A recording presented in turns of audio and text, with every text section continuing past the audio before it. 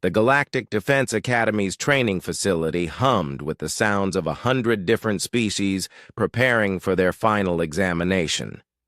In the center of the vast gymnasium, Marcus Chen adjusted the heavy exoskeleton strapped to his frame, its servos whining as he moved. Around him, alien cadets whispered and chittered in their native tongues, but he didn't need a universal translator to understand their meaning. "Look at the human," hissed Zixtal, a serpentine Vexorian whose natural speed made him one of the Academy's top performers. "He can barely move without that mechanical crutch." Kreenox, a towering Thurlian with 4 arms and natural armor plating, let out a rumbling laugh that shook the floor. "Pathetic. My people were born for combat. We don't need machines to make us strong." The mockery wasn't new.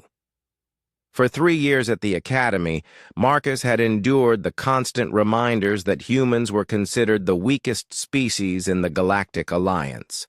No natural armor, no enhanced strength, no biological weapons, no environmental adaptations, just soft skin, fragile bones, and a stubborn refusal to quit. "Attention, cadets!" Commander Veltar's voice boomed across the training ground. The massive, insectoid Karnaki officer's mandibles clicked as she spoke. "Today's examination will test your abilities in the Crucible, a gauntlet designed to push you beyond your natural limits. You have 1 hour to complete the course. Failure means another year of training." Marcus watched as his classmates prepared. Zixtal's scales shifted color, activating his species' natural camouflage. Kreenox flexed his 4 arms, each one capable of lifting a small vehicle. The ethereal twins, Lum and Nara, began to phase in and out of visibility. Around the course, obstacles that would challenge even the strongest species loomed. Gravity wells that could crush bones, energy barriers that burned flesh, and combat drones programmed to test reflexes no human could naturally match. "Chen!"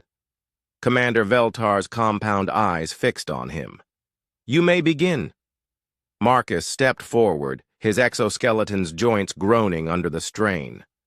The first obstacle was a series of moving platforms suspended over a pit of crackling energy.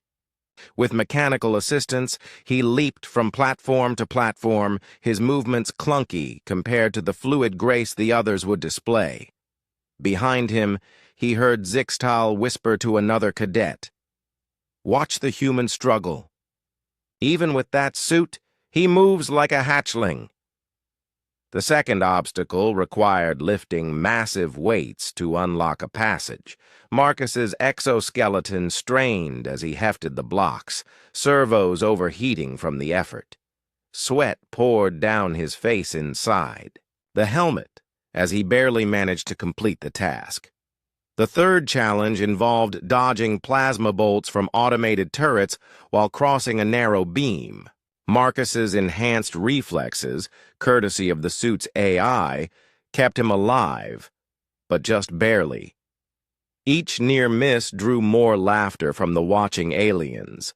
By the time he reached the halfway point, Marcus was exhausted. The exoskeleton felt like a prison, its weight dragging him down despite its mechanical assistance. He paused at a checkpoint, gasping for air, while the other cadets watched with mixtures of pity and amusement. That's when Marcus made a decision that shocked everyone. He began removing the exoskeleton. "What is the human doing?" Kreenox rumbled, confusion replacing mockery. Piece by piece, Marcus shed the mechanical suit. First the arm servos, then the leg actuators, then the torso harness. Within minutes, he stood in nothing but his standard-issue training uniform, looking impossibly small and fragile compared to his alien classmates. Commander Veltar's mandibles clicked rapidly, a sign of agitation. "Cadet Chen, what are you doing? Without assistance, the course is impossible for your species. Marcus looked up at the remaining obstacles. The second half of the crucible was even more demanding than the first.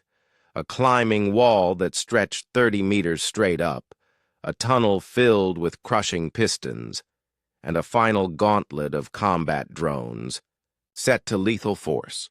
"With respect, Commander," Marcus said, his voice steady despite his exhaustion, "maybe it's time to show them what impossible means to a human." He sprinted toward the climbing wall. Without the exoskeleton's weight, his movements transformed. Where before he had been clunky and mechanical, now he flowed like water. His fingers found handholds that seemed impossibly small, his body contorting to fit spaces that should have been too narrow. The alien cadets fell silent as Marcus scaled, the wall faster than any of them had ever seen a human move. He reached the top in under a minute, a time that would have been respectable even for species with natural climbing abilities. The crushing piston tunnel was next. Marcus studied the pattern for exactly 3 seconds, then dove in. He rolled, twisted, and slithered through gaps that opened and closed with bone-crushing force. His timing was perfect, his movements economical and precise. No wasted motion, no unnecessary risks. Zixtal's camouflage flickered in shock. "How is he moving?" "Like that?" The final gauntlet activated as Marcus approached. Combat drones descended, their weapons charging. These weren't training drones. They were programmed to test reflexes that could react in microseconds, with firepower that could punch through armor plating. Marcus smiled. What happened next would be talked about in academy halls for generations. Marcus didn't just dodge the plasma bolts. He anticipated them. He read the drones' positioning algorithms, predicted their firing patterns, and moved through their web of destruction like he was dancing. He grabbed a piece of debris and used it to deflect a bolt back at one drone, disabling it. He leaped off a wall to avoid a spread pattern that would have been impossible to dodge on the ground, then used his momentum to kick another drone into a third. In less than 3 minutes, all 12 combat drones lay in smoking ruins. The gymnasium was absolutely silent. Marcus walked calmly to the finish line, breathing hard but steady. He turned to face his classmates, many of whom were staring at him with expressions of shock, confusion, and something that looked suspiciously like fear. Commander Veltar approached slowly, her compound eyes studying Marcus as if seeing him for the first time. "Cadet Chen," she said carefully, "would you care to explain how you accomplished what should have been impossible?" Marcus wiped sweat from his forehead and grinned. "Simple, Commander. Everyone keeps talking about what humans can't do because of our limitations. But they forget something important." He gestured to the obstacle course behind him. "We're the only species in the galaxy that got good at surviving by having no natural advantages. No armor, no claws, no enhanced speed or strength. Just the ability to figure things out, adapt, and keep going when everything seems hopeless." Marcus looked around at his alien classmates, noting how many of them wouldn't meet his eyes. "The exoskeleton wasn't making me stronger. It was making me think like everyone else, relying on advantages instead of ingenuity. Sometimes the best way to solve an impossible problem is to remember that humans have been doing impossible things since before we knew the galaxy existed." Kreenox's 4 arms hung limply at his sides. "But your species is weak." "Physically? Sure." Marcus shrugged. "But we learned a long time ago that the strongest muscle in the body is the one between your ears. And that muscle works better when you're not trying to be something you're not." Commander Veltar's mandibles clicked in what Marcus had learned was the Karnaki equivalent of grudging respect. Time: 47 minutes, 32 seconds. New Academy record. As Marcus walked toward the exit, he could hear whispered conversations, starting up behind him in a dozen different languages. But the tone had changed. Where before there had been mockery and condescension, now there was something else entirely. Respect. And perhaps, for the first time, a little bit of fear. After all, if the weakest species in the galaxy could do the impossible when they stopped pretending to be strong, what did that say about the creatures who actually were strong? Marcus smiled to himself as he headed to the showers. Tomorrow, he suspected, his alien classmates might start asking him for training tips. And wouldn't that be something?